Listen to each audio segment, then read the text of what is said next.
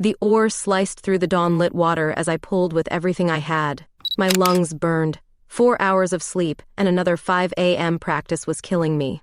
"Reed, your timing is off again." Natalie Cooper's voice cut across the water like a knife. I bit back a curse. 6 months under Coach Cooper's regime, and I still couldn't decide if I admired her or hated her.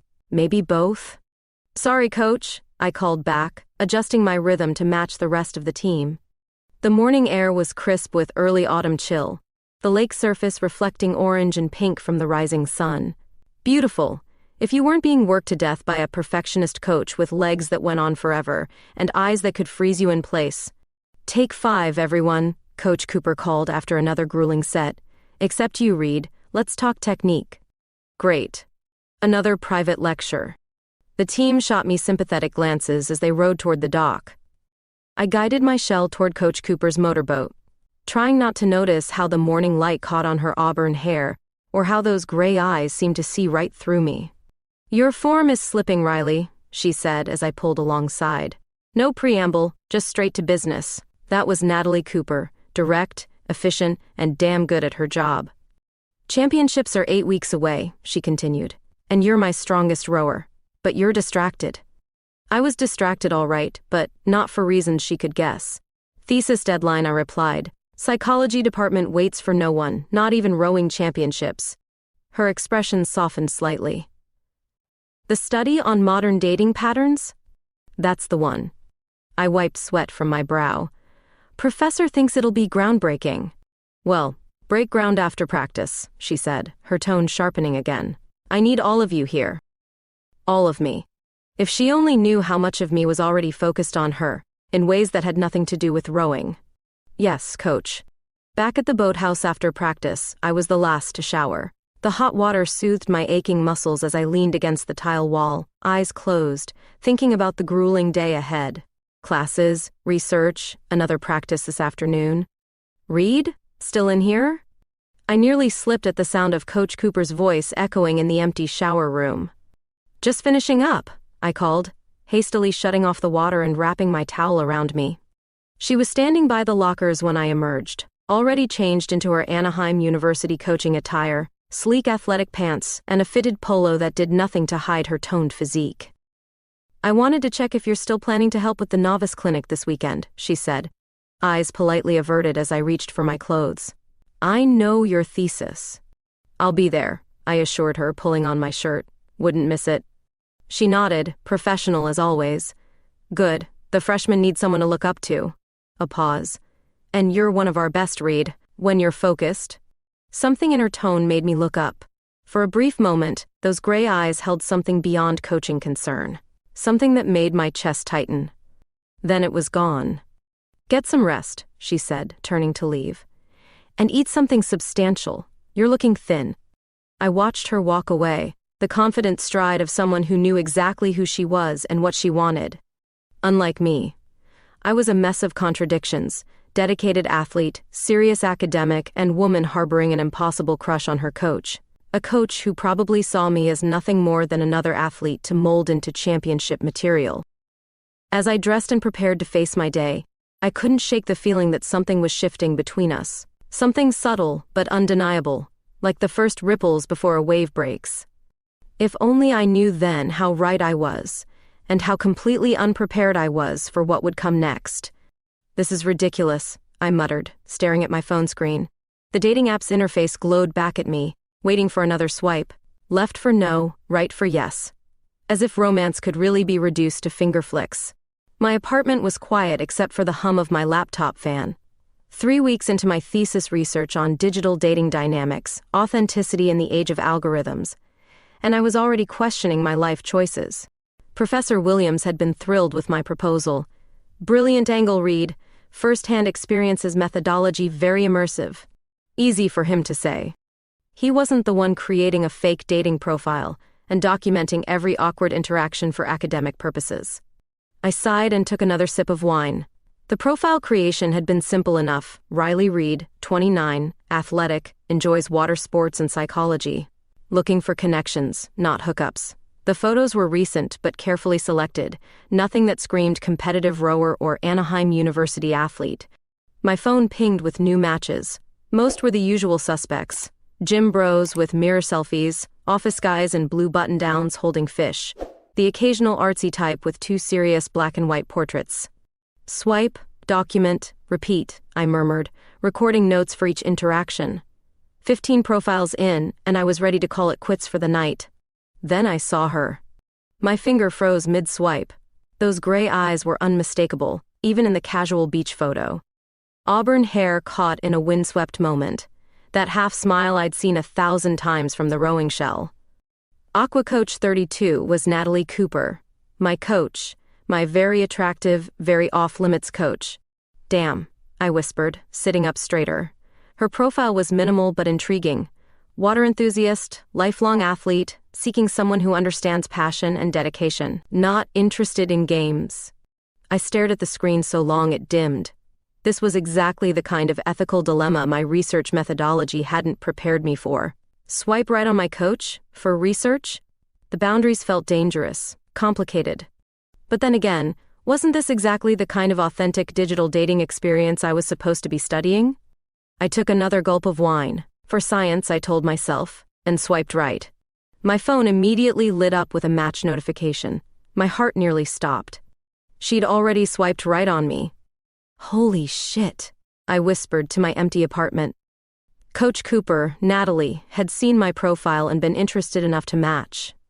Before I could overthink it, a message popped up, Riley, small world, or algorithm. My fingers trembled as I typed back, definitely unexpected. Digital paths crossing. The 3 dots of her typing appeared, disappeared, then reappeared. Research project? Of course she'd guess. She knew I was working on my thesis. I considered lying but decided against it. Yes. Dating pattern study. You? Another pause. Post-divorce exploration, I suppose. Didn't expect to find a familiar face. I didn't know she'd been married. Coach Cooper kept her personal life strictly separate from training. Our conversation flowed surprisingly easily after that. Light, curious, none of the power dynamic that defined our interactions at the boathouse. We carefully avoided mentioning rowing directly, creating this strange parallel relationship that existed only in text bubbles. Late night for you, she messaged around midnight. Early practice tomorrow. Worth it, I replied before I could stop myself. Good conversations are rare. They are, she agreed. Sleep well, Riley. I fell asleep with my phone still in hand, dreaming of gray eyes and possibilities. The next morning's practice was surreal. Coach Cooper was the same demanding presence she'd always been, calling out corrections and pushing us to our limits. But something had shifted. Each time our eyes met, there was a current of recognition, of shared secret. Read, focus, she barked when I missed a stroke. Yes, coach, I called back, face burning. Later, as I was putting away my oar, my phone buzzed in my bag. Interesting experiencing both sides of you. Coach respects competitive athlete. Aqua coach curious about psychology student. I glanced around to make sure no one was watching before typing back. Feelings mutual. Natalie different from Coach Cooper. Her reply came quickly. Maybe both are real, just different contexts. I walked home in a daze, mind racing. What was I doing? Was this still research, or was it something else entirely? And tomorrow's practice, how would I look her in the eye knowing we'd be messaging again tonight? One thing was certain, my thesis had just become infinitely more complicated, and infinitely more interesting. Good morning, sunshine. My roommate Zoe waved a coffee mug in my direction as I stumbled into our kitchen, bleary-eyed after another late night of messaging. You look like death warmed over. Thanks, I grumbled, grabbing the offered mug. Just what every girl wants to hear. Thesis keeping you up? Zoe leaned against the counter, eyeing me with suspicion. Or something else? I busied myself with adding cream to my coffee. Research is intense. Research, huh? She grinned. Does research have a name? If only she knew. 2 weeks into my digital relationship with Natalie, and I was living a split-screen life. On one side, Riley Reid, dedicated athlete who respected her coach's authority. On the other, Riley Reid, who stayed up until 2 a.m., discussing everything from favorite books to childhood dreams with that same coach. Just thesis stuff, I lied, checking my watch. Gotta run. Morning practice. At the boathouse, Coach Cooper was all business. Clipboard in hand, stopwatch dangling from her neck, she paced along the dock as we prepared our shells. "Championships in 7 weeks, people," she called out. "Today's focus is endurance and technique under fatigue." Her eyes met mine briefly as I walked past. Nothing in her expression betrayed our late-night conversation about her fear of thunderstorms or my confession about nearly quitting rowing sophomore year. 2 hours later, my muscles screaming from the grueling workout, I was the last one still on the water. Coach Cooper's motorboat pulled alongside my shell. "5 more minutes, Reed, then cool down," she said, professional as always. Then, more quietly, "Good work today." That small praise shouldn't have made my heart race, but it did. Back on campus, I barely made it to my research methods seminar on time. Professor Williams caught me as class ended. "Reed, how's the dating study progressing? Collecting good data?" I clutched my notebook tighter. "Definitely revealing patterns. People present different versions of themselves online versus reality." "Fascinating," he nodded enthusiastically. "And your participation method? Any ethical concerns arising?" If he only knew. "I'm being careful with boundaries," I assured him, ignoring the twinge of guilt. Was I, though? That evening, I stared at my research notes, trying to maintain academic detachment while reviewing my conversations with Natalie. The document was filled with observations about authentic self-disclosure in digital spaces, vulnerability patterns in text-based communication, all technically valid research points. But none of it captured how my pulse quickened when her name appeared on my screen, or how often I found myself rereading our exchanges. My phone buzzed. Tough day. Assistant coach position might be cut next season. Budget issues. I frowned, fingers hovering over the keyboard. This was Natalie trusting me with real concerns, not AquaCoach 32 making casual conversation. That's awful. Would you look elsewhere? Don't want to. Built something special with this team. With you, came the unwritten message I might have been imagining. 3 dots appeared, disappeared, then, "Dinner plans?" My heart stuttered. "Leftover pasta and thesis writing, you?" "Grading performance assessments." "Exciting Friday, right?" I smiled at the screen. "We lead glamorous lives. What I wouldn't give for a glass of wine and conversation that doesn't involve split times." Was she suggesting something? I took a breath and typed, "I know a quiet place near campus. Good wine list." The 3 dots appeared for what felt like eternity. Tempting, but complicated. "Because of training?" I asked, knowing that wasn't it. "Because of roles, Riley." Reality crashed back. Of course, she was my coach, I was her athlete, and I was technically researching her without disclosure. "I understand," I replied, stomach sinking. "But," her next message came quickly. "I find myself thinking about those complications more than I should." Before I could respond, another message. "See you at 5:30 a.m., double practice tomorrow." And just like that, Coach Cooper was back, AquaCoach 32 tucked away. The next morning at practice, I couldn't help noticing how she avoided eye contact, keeping professional distance. But twice, I caught her watching me when she thought I wasn't looking. During cool-down stretches, she approached with clipboard in hand. "Reed, your port side pull is improving. Keep working on that rotation." "Yes, coach," I replied, all proper athlete. She hesitated, then added quietly, "The wine at Riverside Bistro is overpriced, by the way. Paolo's on 7th has a better selection." My eyes widened as she walked away, barking instructions at the novice rowers. Was she giving me a recommendation? Or an invitation? The double life was getting more complicated by the day, and I was running out of pages in my research journal for all the things I couldn't admit I was feeling. "You made it!" Zoe called out over the music, waving frantically from across the rhythm room. The team celebration for our qualifying times was in full swing. The small bar packed with rowers and support staff letting loose after weeks of grueling preparation. I wove through the crowd, nodding at teammates. "Sorry I'm late. Professor Williams wanted to discuss my methodology." "Again?" Zoe rolled her eyes, passing me a beer. "He's obsessed with your dating app thesis." "It's unorthodox," I admitted, taking a sip. My eyes automatically scanned the room, landing on auburn hair across the bar. Coach Cooper, Natalie, was chatting with the assistant coach, looking different in black jeans and a deep green blouse that made her gray eyes stand out even from a distance. Earth to Riley, Zoe snapped her fingers. You're doing that thing again. What thing? That thing where you zone out and get all intense? She followed my gaze. Oh, checking out Coach Cooper, huh? I nearly choked on my beer. I was just surprised she came. She usually skips these things. She's been different lately, Zoe observed. Less drill sergeant, more human. If only Zoe knew about our nightly conversations, how I'd learned that Natalie loved thunderstorms despite fearing them as a child, how she'd almost become a marine biologist before coaching called to her, how her laugh in text form, ha ha, versus the more formal, that's amusing, signaled her comfort level. Across the room, Natalie looked up. Our eyes met, held.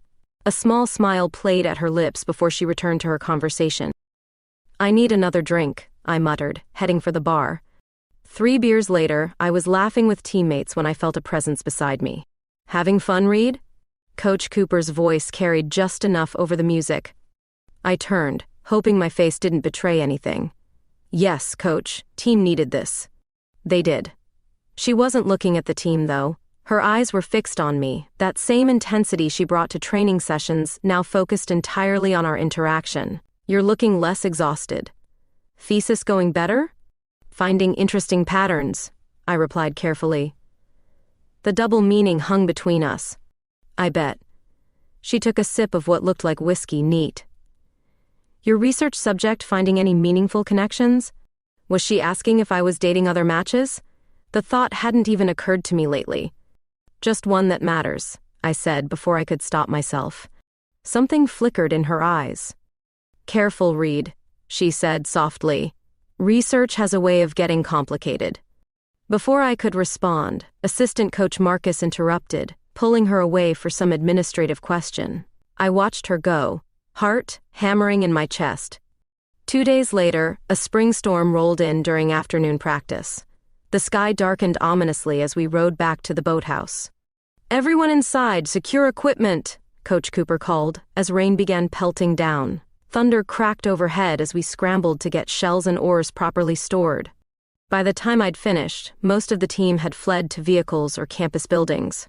Rain pounded against the boathouse roof as I grabbed my bag. Planning to swim home, Reed? I jumped. Natalie stood by her office door, towel in hand. I forgot my umbrella, I admitted. Shocking for Anaheim, I know. She offered the towel. Weather report says it's getting worse. Might want to wait it out. Lightning flashed, followed by immediate thunder. I remembered her text confession. I love storms now but hide during the worst of them. Facing fears, I suppose. You okay? I asked. She gave me a look that acknowledged our shared secret. Better company than being alone during a storm. The power flickered, then went out completely. In the dim emergency lighting, she looked softer, less like Coach Cooper and more like the Natalie I'd gotten to know through late-night texts. Come on, she said. Office has a better view of the lake. Her small coach's office was neat, minimalist. Rain lashed against the windows as we watched the storm transform the lake into a churning wild entity. It's beautiful, I said, standing beside her at the window. Dangerous, too, she replied quietly. Like many beautiful things. When I turned, her face was inches from mine, all pretense gone. This wasn't Coach Cooper looking at athlete Reed. This was Natalie looking at Riley, the woman she'd been confiding in for weeks. I should probably document this for my thesis, I said weakly. Storm metaphors and dating psychology. Your thesis. She shook her head slightly. Is that still what this is? The truth hung between us, neither willing to say it first. Lightning flashed again, illuminating her face. Without thinking, I reached up and brushed a strand of auburn hair from her cheek. She caught my hand, held it against her face for one breathtaking moment. Riley, she whispered, her usual coach's authority replaced with something vulnerable. The moment stretched, electric. Then slowly, giving me every chance to pull away, she leaned forward. Her lips touched mine, soft at first, then with growing certainty. My research, my thesis, the team, everything disappeared as I kissed her back, weeks of tension dissolving into something new and terrifying and wonderful. When we broke apart, the storm outside seemed to mirror the one within me, wild, unpredictable, and impossible to ignore. "This complicates things," she whispered against my lips. "I'm good with complicated," I replied, kissing her again as thunder shook the boathouse foundations. The next morning's practice was torturous. Every time Natalie, Coach Cooper, I reminded myself, called out instructions, all I could think about was her lips on mine. Her hands tangled in my hair as thunder crashed around us. We'd agreed to keep things professional during training. No special treatment, no meaningful glances, nothing that would alert the team. But damn, it was hard to focus on stroke technique when you've memorized how your coach tastes. "Read, arms extended." She barked from the motorboat, giving me the same critical assessment she'd give anyone else. Only I knew the softness those eyes could hold. After practice, I lingered in the boathouse, organizing equipment that didn't need organizing. The team filtered out until only a few stragglers remained. "Coach still in her office?" I asked casually as our coxswain headed for the door. "Yep." Looked stressed about something. I waited 5 more minutes before approaching her office, knocking lightly. "Come in," she called. Natalie was hunched over her desk, papers spread before her. She looked up, her professional expression melting briefly into something warmer before she caught herself. "Riley," she said carefully, "what can I help you with?" I closed the door behind me. "About last night." "I've been thinking about that too," she interrupted, standing up. "It was inappropriate." "I'm your coach." My heart sank. "Is that all you are?" She ran a hand through her auburn hair, a gesture I now recognized as frustration. "It's what I should be. What about your research, your thesis?" "What about it?" "I found this." She held up a familiar document, my research outline, complete with methodology notes, forgotten in the printer. The color drained from my face. "Natalie, am I just data to you, Riley? Subject shows increased vulnerability in digital communication compared to in-person interactions," she quoted directly from my notes. "It's not like that." I stepped forward. "Yes, it started as research, but what?" Her gray eyes challenged me. "Does your professor know you're kissing your research subjects now?" The hurt in her voice cut through me. "You haven't been just a research subject for weeks," I admitted. "I should have told you." "Yes," she said simply. "You should have." We stood in silence, the weight of my deception between us. "I'll end the research," I offered. "Change topics. This is more important." Her expression softened slightly. "And what is this exactly?" Before I could answer, my phone buzzed. Natalie nodded toward it. "Go ahead." It was a message through the dating app from her. I looked up questioningly. "Read it," she said. I opened the message. "Meet me at Paolo's tonight, 8 p.m. We should talk somewhere we're not coach and athlete." I looked up, hope rising. Yes. That evening, Paolo's on 7th was dimly lit and intimate, jazz playing softly in the background. I arrived early, too nervous to be fashionably late, and claimed a corner table with a good wine list as she'd once mentioned preferring. She arrived exactly on time, dressed in a simple black dress that made my mouth go dry. Without the university logo or whistle around her neck, she was just Natalie, the woman I'd been falling for through message bubbles and stolen glances. "You came," I said stupidly as she sat down. I almost didn't. Her honesty was refreshing. "But I've been thinking all day about what's real and what isn't." The waiter brought wine I'd pre-ordered, her favorite Cabernet from our conversations. "You remembered," she said, surprised. "I remember everything you tell me," I admitted. "That's not research, that's just me caring." She took a long sip, studying me. "Tell me something true, Riley, something not in your thesis notes." I took a deep breath. "I've had feelings for you since before the app matched us. The research was just an excuse to connect with women. Finding you was unexpected. And inconvenient," she added. But her eyes had softened. "Very," I agreed. "But also the best thing that's happened to me in years." We talked for hours, rain beginning to fall outside as we moved from professional boundaries to personal fears, to the undeniable pull between us. She told me about her divorce, her love of coaching, her fears about her career. I told her about my ambitions, my family's disappointment in my choice of rowing over law school, my genuine passion for psychology. As the restaurant emptied around us, she reached across the table and took my hand. "This is complicated," she said, echoing her words from the boathouse. "There are ethics concerns, professional boundaries." "I know," I sighed. "My thesis is important," she finished for me. "Your education matters too, but so does this."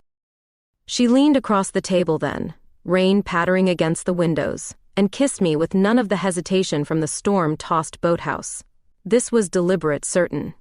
When we finally left, huddled under one umbrella in the spring rain, she pulled me close under the restaurant awning. "I'm not going to be in your thesis, Riley," she whispered against my ear, "but I'd like to be in your life." Walking her to her car, her hand warm in mine, I realized some connections went beyond research parameters, beyond algorithms and swipe rights. Some connections were undeniable, messy, and worth every complication. Whispers followed me across the boathouse floor. 2 weeks after Natalie and I had begun our careful, private relationship, the atmosphere among the team had shifted. Nothing obvious, just glances that lingered too long, conversations that stopped when I approached. "Read." Zoe jogged to catch up with me after morning practice. "Is it true?" My heart stuttered. "Is what true?" "That Coach Cooper recommended you for the summer training intensive? Only takes 4 rowers nationwide." Relief flooded me. "News to me," I said honestly. "Where'd you hear that?" "Marcus told Jenna, who told me." Zoe studied my face. "You two have seemed different lately." I busied myself adjusting my bag strap. "Different how?" "Like there's something between you. Attention." If she only knew. Natalie and I had been painfully careful, never arriving together, maintaining strict professionalism during practice, limiting our time alone at the boathouse. Our relationship existed primarily in her apartment, or at out-of-the-way restaurants in neighboring towns. "She's pushing me harder because championships are coming," I deflected. "Speaking of which, I'm late for class." Professor Williams was waiting when I arrived at his office for our scheduled thesis check-in. "Read," he gestured to a chair. "Fascinating update on your methodology shift. Ethical considerations in participant-observer dating research." Bold pivot. After finding Natalie, I'd modified my thesis approach, focusing instead on the ethical dilemmas of immersive dating research, rather than the dating patterns themselves. It let me continue my degree work without betraying Natalie's trust. "Thank you," I said, settling into the chair. "However," he continued, tapping my revised outline, "I'm concerned about this sudden change. 6 weeks from submission is unusual timing." "I encountered unexpected ethical concerns," I explained carefully. He leaned forward. "Riley, your original approach was groundbreaking. Did something happen with a subject?" The question hung in the air. I thought of Natalie, of promises made in rain-soaked evenings and quiet mornings. "I realized I was getting too close to my research," I said finally. "Compromising objectivity." Williams sighed. "The committee may question this shift. They might wonder if you've crossed ethical lines." My stomach dropped.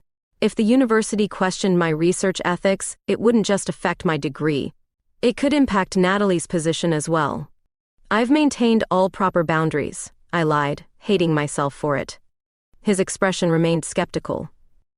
"I hope so. The psychology department takes research ethics seriously." That evening, I paced Natalie's living room, explaining the conversation while she made dinner. "He suspects something," I concluded, accepting the glass of wine she offered. Natalie leaned against her kitchen counter. Concern etched across her face.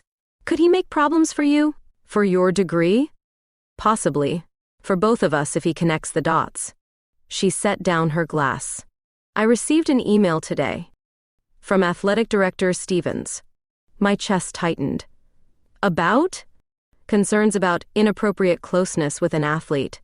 She ran a hand through her hair. "Anonymous tip." "Someone knows," I whispered.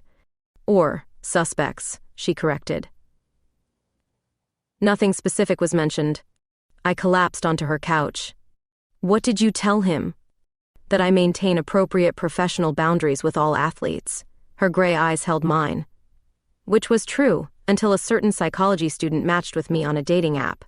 Despite everything, I smiled. Technically, you matched with me first. She sat beside me, taking my hand.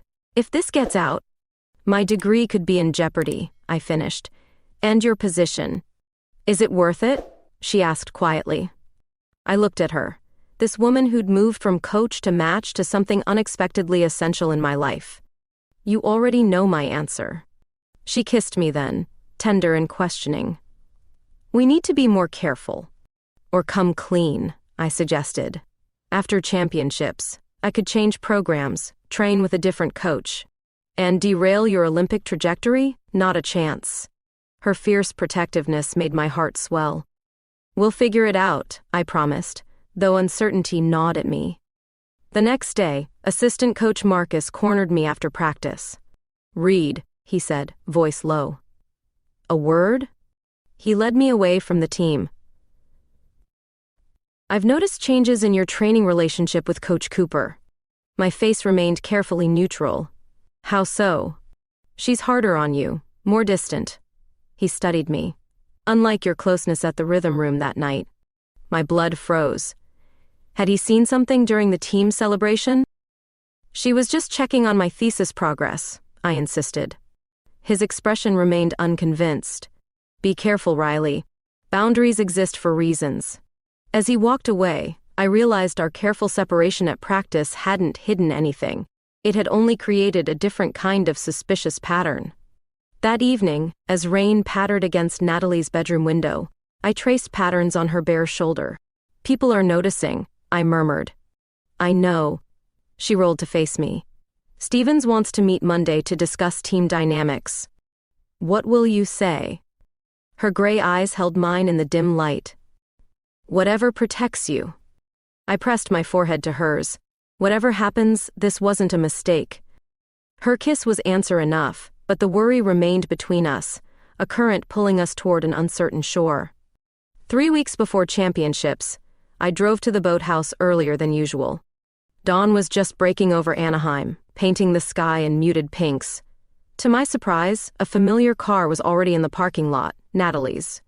I found her on the dock, staring out at the water. She didn't turn when I approached, though I knew she heard my footsteps. Couldn't sleep either? I asked. She shook her head. Meeting with Stevens yesterday. My stomach tightened. And? He asked directly if there was anything inappropriate between us. Her voice was flat. Said several team members had noticed changes. What did you tell him? That our relationship is professional, but that I see exceptional potential in you. She finally turned to me, her gray eyes tired. He seemed satisfied, but he's watching now. I wanted to reach for her hand but resisted. Even here, alone in the early morning light, we couldn't be certain of privacy. Championships are close, she continued. You need focused coaching these last weeks. Personal distractions would be. Don't, I interrupted. Don't call this a distraction. Her expression softened.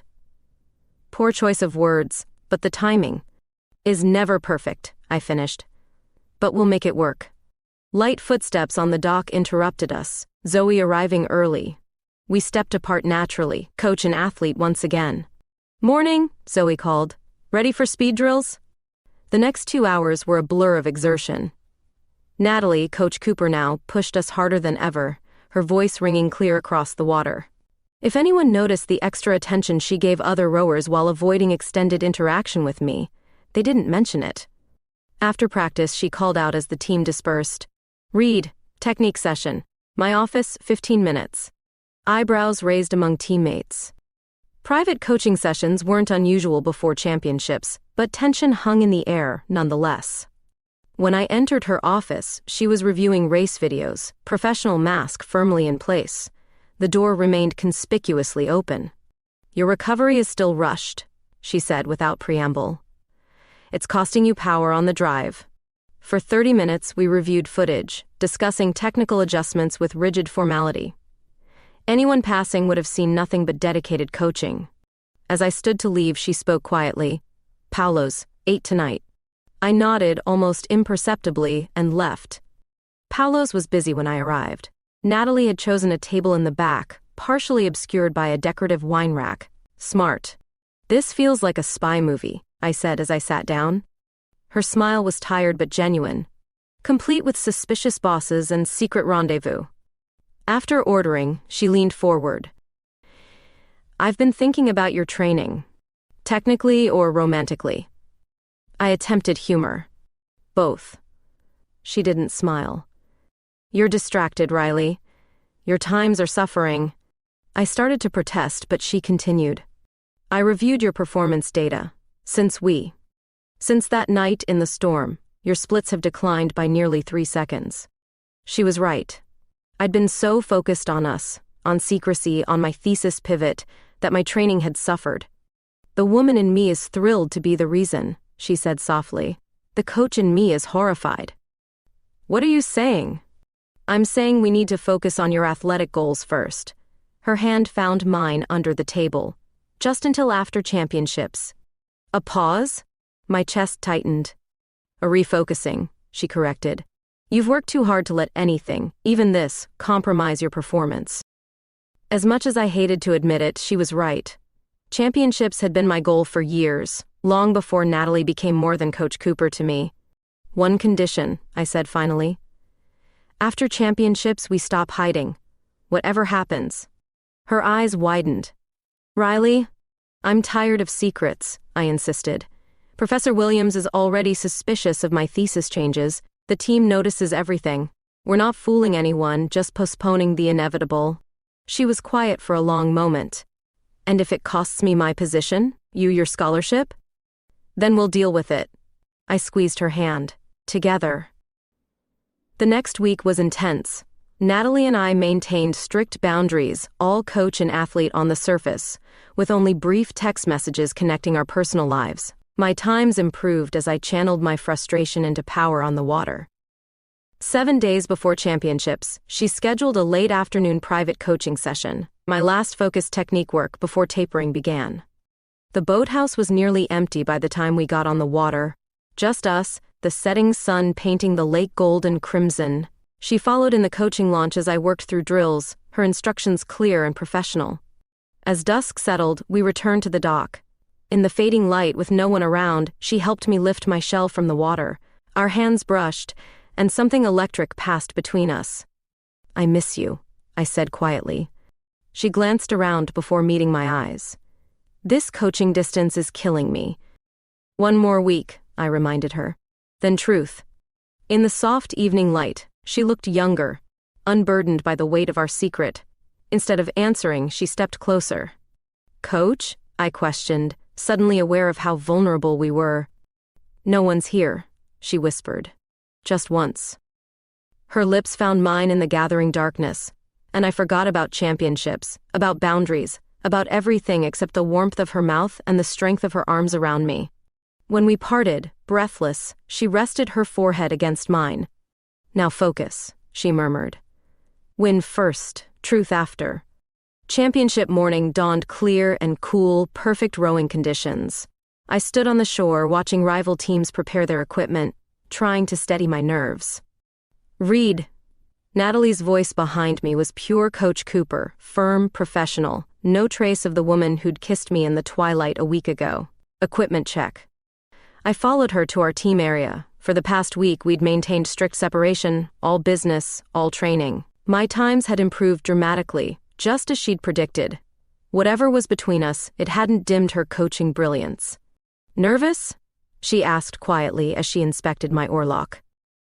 Terrified, I admitted. Good. She straightened, meeting my eyes briefly. Use it. Throughout the morning, she moved between team members, giving last-minute adjustments and pep talks.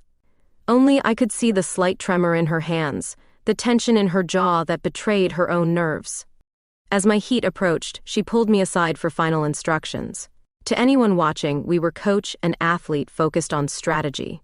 Only we felt the current running beneath the professional exchange. Remember your training, she said. You're ready. I nodded, unable to speak past the lump in my throat. Her hand brushed mine, so quickly it might not have happened. Go show them what you're made of. At the starting line, I closed my eyes briefly, centering myself. When the horns sounded, muscle memory took over, every stroke a testimony to months of training, of Natalie's demanding coaching.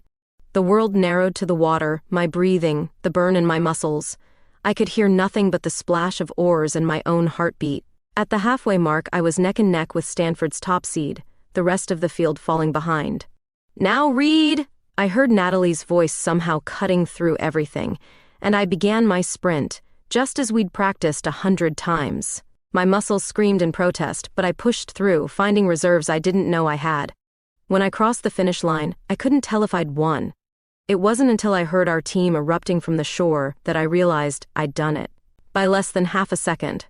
Hands helped me from my shell as teammates swarmed around me. Through the chaos, I searched for one face.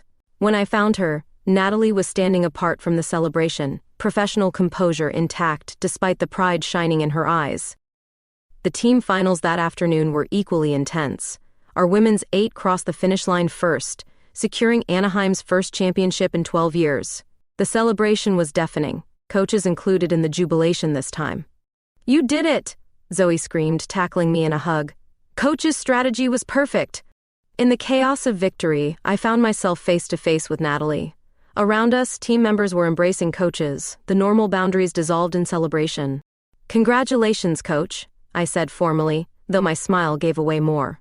"Exceptional performance, Reed," she replied, her gray eyes saying what her words couldn't. Then, in a moment of either courage or madness, I pulled her into a hug.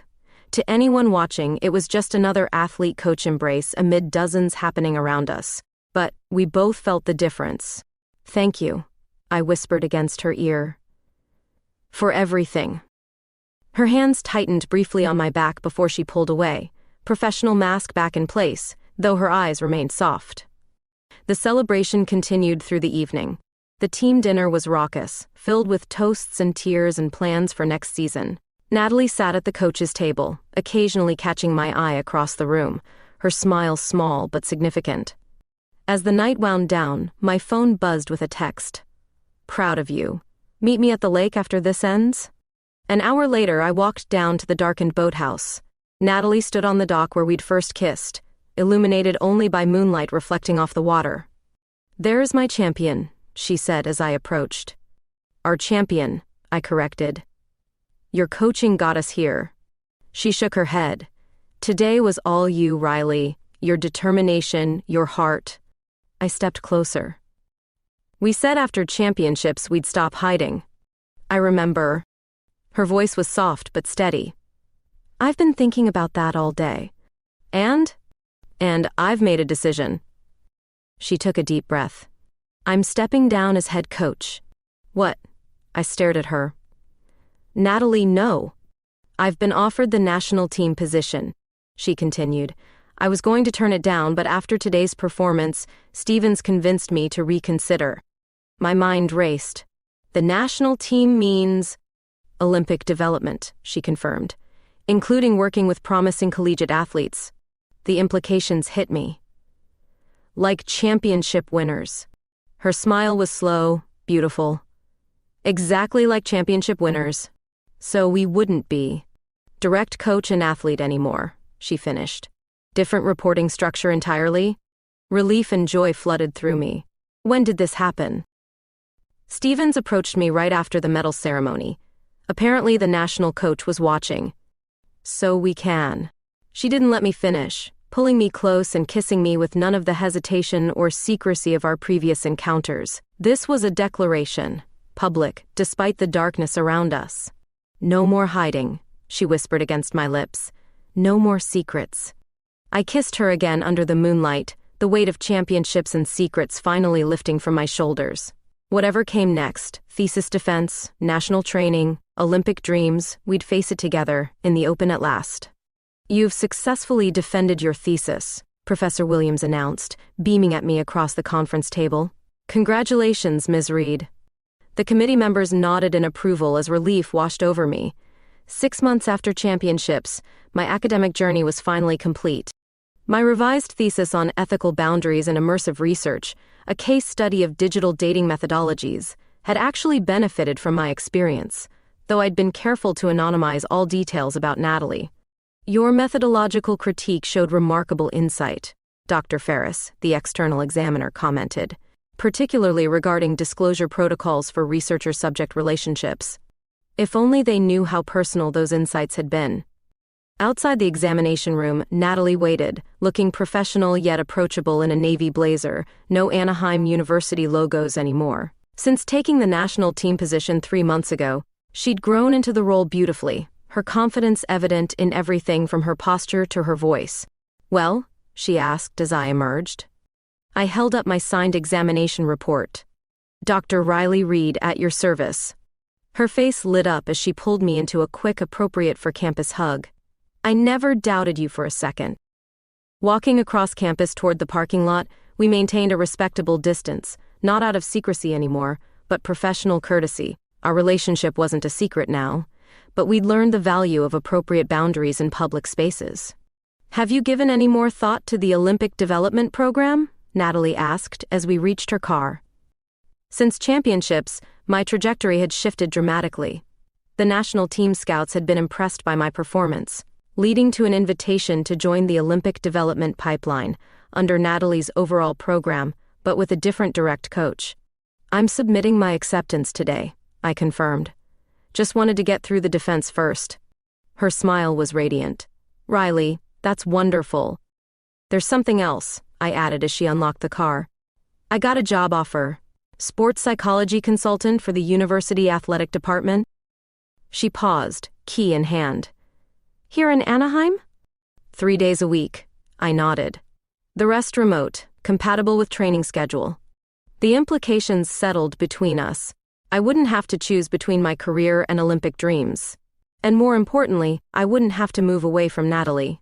Later that evening, at her apartment, our apartment now, really, though we'd kept both places until my degree was completed, I found Natalie setting the table with an uncharacteristic formality. "What's all this?" I asked, taking in the candles, wine, and carefully arranged place settings. "Celebration dinner," she replied, but something in her voice suggested more. Throughout the meal, she seemed distracted, almost nervous, a rare state for someone normally so composed.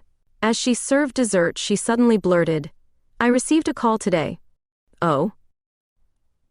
I took a bite of chocolate cake. "From Stevens? They want me back at Anaheim." I nearly choked. "As head coach? But the national team?" "As athletic director," she clarified. "Stevens is retiring next year. He wants me to transition in." My mind raced. "That's incredible, Natalie, but what about Olympic coaching?" "I'd finished this cycle," she explained. "But long-term, I've been thinking about sustainability. Less travel, more stability." Something in her expression made my heart race. Stability, future. These weren't words Natalie used lightly. "Is that something you want?" I asked carefully. She reached across the table for my hand.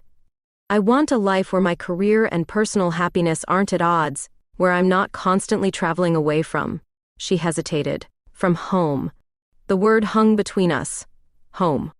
In the months since championships, we'd created one together, piece by piece, her books beside mine, my rowing medals next to her coaching awards, our clothes mingled in the closet. "I think that sounds perfect," I said softly. "There's something else."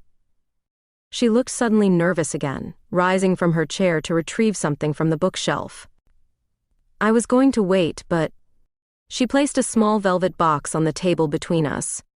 My breath caught. "Natalie, I'm not proposing," she clarified quickly. "Not exactly. But I wanted you to have this." Inside the box was a simple silver key, attached to a rowing medallion keychain. "I bought a house," she explained, her gray eyes never leaving mine, "on the lake, about a mile from the boathouse. It has a dock where we could keep a double skull." I stared at the key. "You bought a house without telling me?" "I made an offer," she corrected. "Contingent on your approval. We could see it tomorrow." "Our house," I whispered, understanding dawning. She nodded, vulnerability clear in her expression. "If you want that." I rose and moved around the table, pulling her to her feet and kissing her with all the certainty I felt. "I want that more than anything." As I held her close, I marveled at how far we'd come, from coach and athlete, from researcher and subject, from secret messages to building a life together. No more hiding, no more divided selves. Later that night, wrapped in each other's arms, I traced the curve of her shoulder in the moonlight coming through the window. "Did you ever think," I asked softly, "that night when we matched on the app, we'd end up here?" She smiled, her gray eyes holding mine in the dim light. "Not once. But some connections defy algorithms. And ethical guidelines," I added with a grin. "And professional boundaries," she finished, kissing me softly. Outside, rain began to fall gently, reminding me of storms weathered and secrets shared. But this time, we had no reason to hide from the thunder.